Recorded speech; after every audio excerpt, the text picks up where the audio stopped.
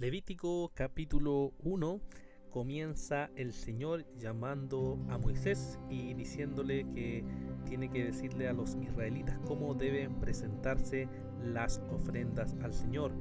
Tenemos esta primera ofrenda donde dice que deben traer los animales del ganado o del rebaño, y si esta es una ofrenda de holocausto de ganado, entonces se debe ofrecer un macho sin defecto y lo debe ofrecer a la entrada de la tienda de la reunión para que sea aceptado por el Señor.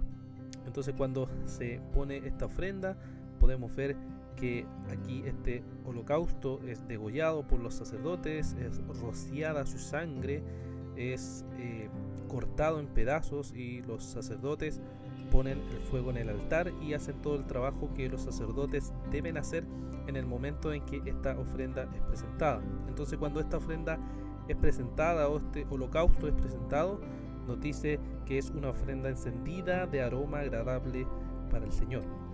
Luego la otra ofrenda, en el verso 10, nos dice: pero si su ofrenda para holocausto es del rebaño, de los corderos o de las cabras, ofrecerá un macho sin defecto. Nuevamente los sacerdotes entonces toman esta ofrenda, degollan al animal, rocían su sangre por todos lados, lo cortan en pedazos y hacen todo el trabajo que los sacerdotes debían hacer, concluyendo y diciendo que entonces esta es una ofrenda encendida de aroma agradable para el Señor. Y luego la tercera ofrenda que vemos aquí, o holocausto que vemos aquí, es la de aves, que entonces debería traerse de tórtolas o de pichones, y nuevamente entonces los sacerdotes debían traerlo al altar, quitarle la cabeza, quemar sobre el altar su sangre y luego llevarla delante de Dios. Entonces, ¿qué sucedía después de este trabajo de los sacerdotes? Nos dice al finalizar este capítulo que entonces el sacerdote quemará en el altar sobre la leña que está en el fuego. Es un holocausto, una ofrenda encendida de aroma agradable para el Señor.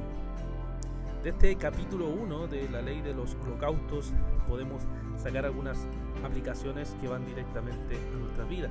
Lo primero que podemos observar es que el holocausto que se presentaba ante Dios era un macho sin defecto. Esto significa, en términos prácticos, que era algo muy costoso que se presentaba delante de Dios. Esto quiere decir que el holocausto era algo que exigía un costo, sin duda, porque se hacía para Dios, para entregar a Dios no lo que nos sobra, sino lo que era lo mejor, lo más grato, lo más limpio y puro que se pueda presentar delante de Dios. Y esto nos puede hacer pensar cómo presentamos nuestras ofrendas al Señor, o cómo te presentas tú delante de Dios. ¿Te presentas como un sacrificio vivo y agradable a Dios, o solo le das lo que le sobra en lo que haces, o ofrendas solamente de lo que te sobra, y no verdaderamente preparando tu corazón con disposición y dando lo mejor delante del Señor?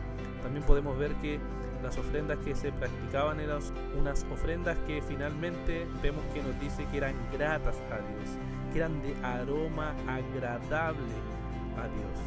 Y tú te puedes preguntar si verdaderamente también son así tus ofrendas al Señor, son de un aroma agradable al Señor. Tú obedeces al Señor, oras al Señor, lees su palabra, te congregas, tienes comunión con los hermanos. ¿Podría decir entonces que tu ofrenda es verdaderamente una ofrenda de aroma agradable a Dios, o es un olor repugnante como de una carne descompuesta y no es verdaderamente un olor agradable al Señor? ¿O eres simplemente un sepulcro blanqueado, como dice el Señor en el Nuevo Pacto? Y podemos ver también que sin duda estos holocaustos, que son de animales, de machos sin defecto y de un olor agradable a Dios, apuntan sin duda al único Cordero sin mancha, que es Jesucristo. Apuntan al único que se le dijo: tú eres mi Hijo amado en quien tengo complacencia.